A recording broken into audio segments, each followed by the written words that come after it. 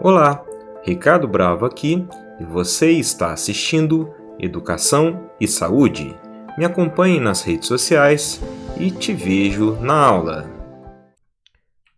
Bom, no próximo slide nós podemos ver aqui qual que é a definição de hematúria, né? Que são incontáveis hemácias em um campo microscópico, né? Por vezes elas são em tamanha quantidade que dificulta o analista a observar demais estruturas. Neste caso, nós temos que liberar aí, inclusive, uma observação. Seriam campos repletos por hemácias, dificultando a visualização de demais estruturas, justamente porque ela forma um filme, uma camada em cima de outras estruturas que dificulta ver, por exemplo, flora bacteriana, outros elementos, cristais, pequenos cristais que podem estar ali presentes na urina. Então, nós temos aí uma hematúria maciça, não glomerular, como fala aqui nessa figura. Por quê? Porque ela não apresenta o chamado dimorfismo eritrocitário, ou dismorfismo eritrocitário, ou hemácias dismórficas, tá? Então, quando você tem uma hemorragia extraglomerular, ou seja, fora do glomérulo, localizado nas subunidades do rim chamadas néfrons, então nós temos uma hemácia chamada isomórfica, ou uma hemácia também conhecida como normomórfica. É a hemácia normal, como se fosse um disco bicôncavo que você tem ali um formato arredondado, em média na maioria das células evidenciadas. Então aqui nós temos duas figuras que remetem a essa hematúria.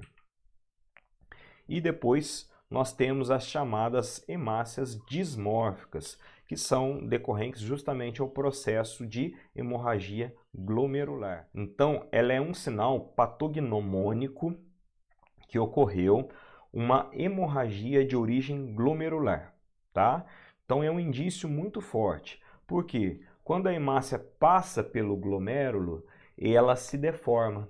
O glomérulo é uma estrutura que não tem poros que permitem a passagem de hemácia. E quando ela passa lá, ela forma os chamados acantócitos. É literalmente a hemácia ser exprimida e sair deformada do glomérulo. E quando ela chega nessas formas aqui na urina, você tem que relatar na análise, observação, presença de hemácias dismórficas ou foi visualizado dimorfismo eritrocitário, alguma coisa nesse sentido, para quê? Para que o médico possa se atentar a alguma reação de hemorragia a nível renal, ou melhor, a nível glomerular.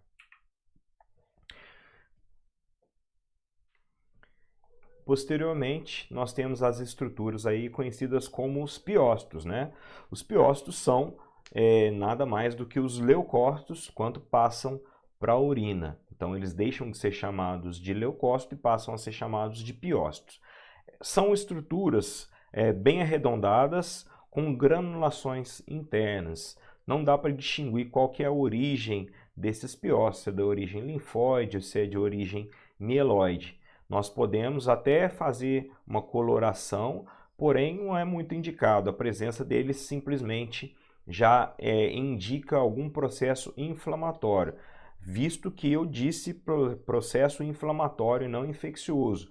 Por quê? Existem doenças inflamatórias que causam piúria e não necessariamente a infecção urinária seria o único processo que pode gerar uma inflamação, mas que é de origem infecciosa. Então tem que ter essa noção para os diagnósticos diferenciais de processos que levam a uma piúria não infecciosa, que pode ser aí até um assunto para um vídeo separado para a gente abordar bem a fundo essa ideia. Então, vamos comparar aqui o tamanho, a princípio, e o formato das hemácias em relação aos piócitos. Então, as hemácias são estruturas bem menores. Se você fizer o jogo de luz com o parafuso micrométrico do microscópio, você vai perceber esse halo central e um formato de anel, enquanto os piócitos eles são arredondados com pequenas granulações internas. Aqui dá para ver nesse slide aqui bem melhor a diferença de tamanho, tá? Então, a hemácia, ela caberia perfeitamente aqui dentro de um piócito, tá? Aqui nós já temos alguns aglomerados de piócitos, tá? Esses aglomerados de piócitos geralmente é devido a algum processo inflamatório. Quando ocorre aglomerados, não necessariamente são cilindros, tá? Então, cilindros nós vamos ver um pouquinho mais à frente, mas deve ser relatado a presença de aglomerados de piócitos, mesmo porque é isso aqui dificulta a sua contagem por campo. E o piócito da hemácia ele deve ser contabilizado através de uma contagem por campo, para o médico ter uma ideia do tamanho, da proporção do sangramento ou do processo inflamatório. Depois passamos aqui para os cristais. E como já falamos aí na aula anterior, né, na primeira aula, na verdade, sobre as propriedades físicas da urina, nós temos cristais que são específicos de urinas ácidas e cristais que podem apresentar-se em urinas neutras e cristais que são específicas de urina alcalina. Então, o primeiro cristal de urina ácida que eu gostaria de mostrar aqui seria justamente o mais comum, que é o oxalato de cálcio. Só que ele tem duas formas. Ele tem a forma monoidratada, ou seja, apenas com uma molécula de água em sua estrutura, e a forma dihidratada, que seria já uma estrutura um pouco mais complexa, que leva duas moléculas de água. E essa complexidade causa também uma diferença na sua morfologia. Enquanto os monoidratados eles remetem a uma estrutura oval e às vezes uma estrutura que até lembra de certa forma uma ampuleta. Já o cristal dihidratado ele tem uma fórmula bem característica, como se fosse um envelopinho. Vou passar aqui para vocês, ó. Aqui tem um cristal bem típico de hidratado de oxalato de cálcio. Então, essas são as formas básicas. Qual que é a diferença em relação à patogenicidade? Tá? Muitas vezes, a maioria dos cálculos com maior potencial para litise, pelo menos de oxalato de cálcio, são os oxalato de cálcio monoidratados. Então, eles têm um potencial maior para a formação de litise. Seria interessante o laboratório liberar isso em observação, porque pode não ser do conhecimento clínico. Então, a morfologia do oxalato de cálcio pode ser bastante variada, mas em 90% das vezes que você encontrar ele, vai ser dessa forma aqui. Vai ser um octaedro que lembra aí a formação de um envelope, tá? E a forma monoidratada mais comum vai ser essas formas aqui como de ampuleta, que seria essa segunda aqui ou essa quarta forma aqui. Essas outras formas arredondadas também são de certa forma encontradas, mas as mais comuns seriam essas daqui, que podem inclusive se agrupar. Então, aqui, oxalato de cálcio, formato padrão, de forma bastante comum encontrado, não tem erro. Bater o olho e realmente ver. O cristal ele pode ser quantificado em quantidades de cruzes, 1/3 cruzes, 2/3, 3/3, dependendo aí da quantidade que você encontra por campo analisado, mas não é o foco desta aula. Agora, outros cristais de urina ácida que vamos abordar aqui seria o cristal de ácido úrico, também presente na urina.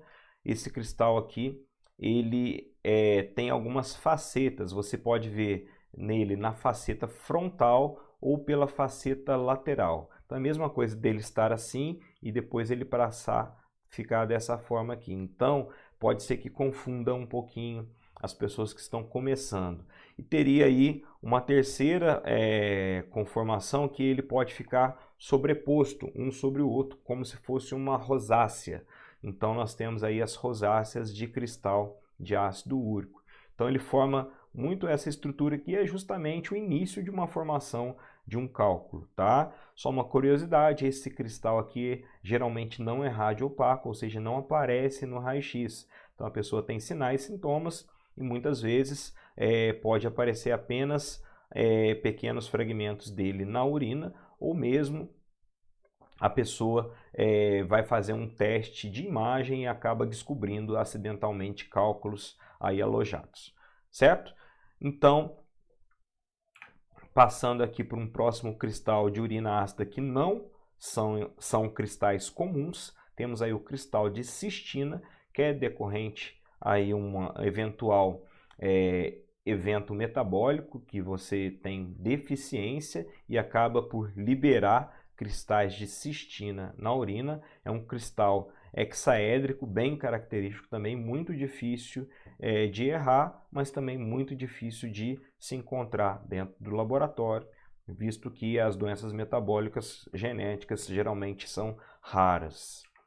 Depois nós temos aqui as agulhas de tirosina, que também são cristais bastante difíceis de utilizar, mesma questão lá dos cristais cistina, geralmente por eventos metabólicos. E aqui nós temos um cristal que é de urato de sódio, que é um cristal de urina ácida, não muito comum, mas ele pode ser confundido com alguns cristais de urina alcalina. O que vai diferenciar vai ser justamente o pH urinário. Então, quando você vê essa fórmula aqui, ela estiver ácida, ele se chama urato de sódio. Quando tiver numa forma alcalina, nós já vamos ver mais para frente. Agora, partículas em urina ácida. Por que eu falei partículas? Porque partículas não têm um formato definido. Alguns autores podem até considerar cristais, mas de acordo com o meu grande professor, no qual estimo muito, ele sempre bateu na tecla que cristais amorfos não deveriam ser chamados de cristais, mas sim de partículas. Então nós temos aqui essas partículas que são como se fosse uma areia no fundo da urina, e essa areia, quando de origem ácida, ela é chamada de uratos amorfos. Depois nós temos alguns cristais de urina neutra, e esses cristais de urina neutra principalmente caracterizado pelos cristais de biurato de amônia, cristais de bilirrubina e colesterol. Então, quando a urina está com pH aí levemente ácido, 6,5, ou neutro, 7, ou levemente alcalino, 7,5, estes cristais aqui podem aparecer. Este cristal aqui tem uma grande correlação com problemas hepáticos. Na verdade, ele até tem uma forma não muito bem definida, mas pelas literaturas, devido à sua coloração, que parece bastante o ouro. A bilirrubina, como um pigmento, ela faz com que pequenas espículas fiquem justamente agrupadas com uma coloração que remete aí à aparência da coloração de ouro, certo? Cristal de colesterol, eventos quando você tem doenças metabólicas relacionadas ao metabolismo de colesterol, hipercolesterolemia, eventualmente pode ser liberados na urina, e aí o biurato de amônia, que pode também ter algum tipo de relação com a presença de substâncias nitrogenadas na urina. Depois nós temos cristais aqui de urina alcalina. E lembra que eu falei para vocês do cristal de urato de sódio?